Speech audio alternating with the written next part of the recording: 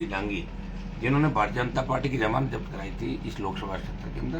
पिछली बार हम तमाम सीटों पर चुनाव नहीं लड़े थे।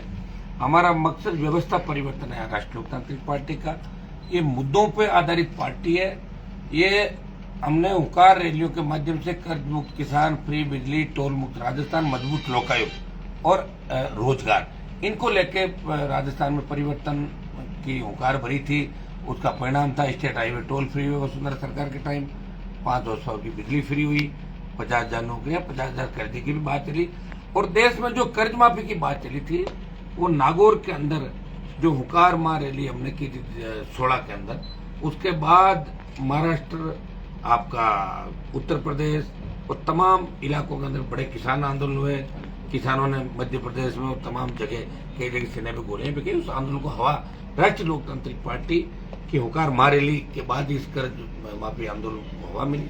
और उसके बाद हमने जो पार्टी का गठन किया वो ये था कि इन मुद्दों पे हमारी पार्टी बनी। 18 के अंदर हमें समय नहीं मिला और बाद में जब गठबंधन लोकसभा चुनाव के अंदर हुआ था, हमारे 3 विधायक आए उस समय और लोकसभा चुनाव में लोगों की इच्छा थी कि मोदी के साथ गठबंधन करें, लेकिन हमने पहले ही शर्त रखी थी किसान और जवान को जरूरत पड़ेगी हम सत्ता के बाहर आ जाएंगे। और तीनों कृषि बिल जब सरकार लेके आई तो सबसे नई पार्टी देश की आरएलपी थी, जो नई पार्टी थी, जो एक नया पौधा था, उसने सत्ता छोड़ी और इस NH8 जयपुर दिल्ली हाईवे को जाम किया, जो गुर्जर आरक्षण आंदोलन के टाइम भी जाम नहीं हुआ था। 70 दिन देश का एक सांसद सड़क पर बैठा किसानों के लिए। और अग्निपथ योजना का भी अगर किसी ने विरोध किया देश में तो हनुमान बेनीवाल उसकी पार्टी ने विरोध किया कि अग्निपथ वापस लो।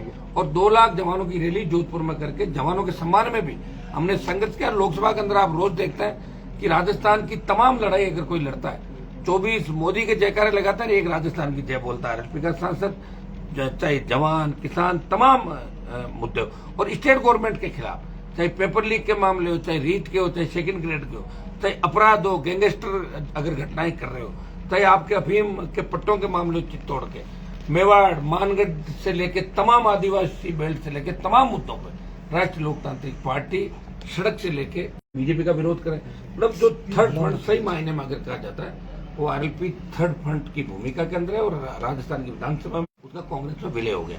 हम मुद्दों पर आधारित राजनीति कर रहे हैं। कोविड के अंदर 2 साल जिस तरह इंसानियत मतलब खात्मे की चली गई, चलो जिम्मेदार जो सरकार चलाते वही जिम्मेदार होता है। कोविड का मैनेजमेंट जीरो था, हर आदमी परेशान था।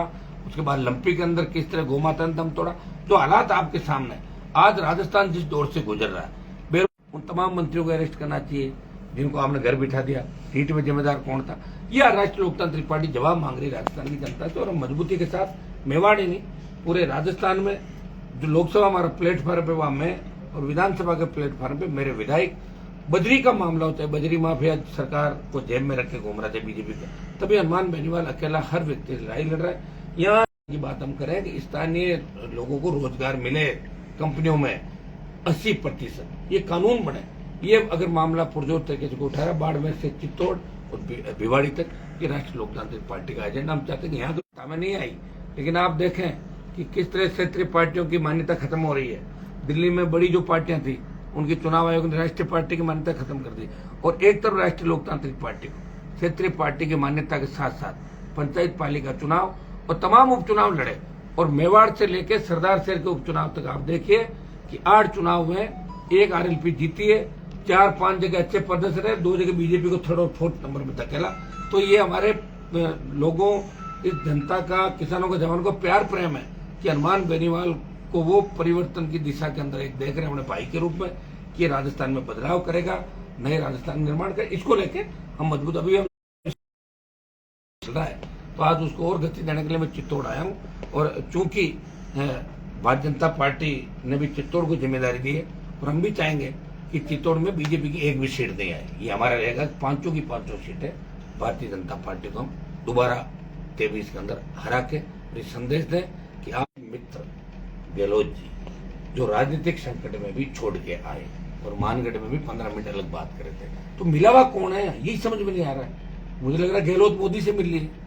ये वसुंधरा गहलोत का गठबंधन था ही, लेकिन गहलोत की पैरोकारी प्रधानमंत्री कर रहे हैं, वो बात कह रहे हैं सार्वजनिक। तो इससे ये शंका पैदा होती है कि नया राजस्थान हमें चाहिए। कौन मिला हुआ है कौन नहीं है ये तो भविष्य बताएगा। लेकिन 18 में मजबूती के साथ राजस्थान के अंदर तमाम उन दलों को जो कांग्रेस बीजेपी के खिलाफ है उनसे हम गठबंधन करके राजस्थान में पिछली बार आपको 18 का चुनाव याद होगा, 80 लाख वोट कांग्रेस और बीजेपी के खिलाफ पड़े थे। 360 के करीब पोलिंग हुई, 139 कांग्रेस, 136 बीजेपी, 80 लाख। हम चाहते हैं कि 80 लाख 1.5 से 2 करोड़ चले जाए और एक जगह आ जाए तो अपना खेल हो जाएगा राजस्थान में। राजस्थान की कितनी सीटों पर लड़ा? हम तो 200 भी लड़ेंगे ना, और गठबंधन अगर होते हैं तो हम सहयोगियों के साथ चुनाव लड़ेंगे राजस्थान में। सचिन पायलट और आपकी मुलाकात हुई थी, इसको लेकर भी कयास लगाए जा रहे थे साथ साथ आने के लिए। मैं तो चाहता हूँ सचिन पायलट नई पार्टी बनाए राजस्थान में, क्योंकि 12-13 जिलों में उनका प्रभाव भी है, नौजवान उनको पसंद भी करते हैं। लेकिन अगर कांग्रेस के अंदर रह गए तो खत्म हो जाएंगे। कांग्रेस में उनका कुछ भी बढ़ने वाला नहीं। कांग्रेस अब डूब गई है, डूबता जहाज है। अब जो भी बैठेगा उसको डूबना ही है। अगर वो सोचे कि भाई कांग्रेस में टिकट बांट के और मैं 70 सीट ले आऊं, तो वो बांटेगा तो 30 आ जाएगी, और गहलोत बांटेगा तो 18-19 आ जाएगी, तो 8-7 सीटों का। राजस्थान में आपका मुकाबला किससे है, भाजपा या भारतीय कांग्रेस? जनता पार्टी से। कांग्रेस खत्म है। कांग्रेस तो गई 3rd नंबर। ओके भाई।